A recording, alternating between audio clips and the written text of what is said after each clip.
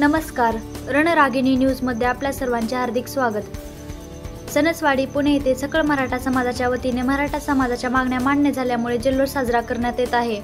सणसवाडी येथे समस्त मराठा समाजाच्या वतीने आनंद उत्सव साजरा करण्यात येत आहे।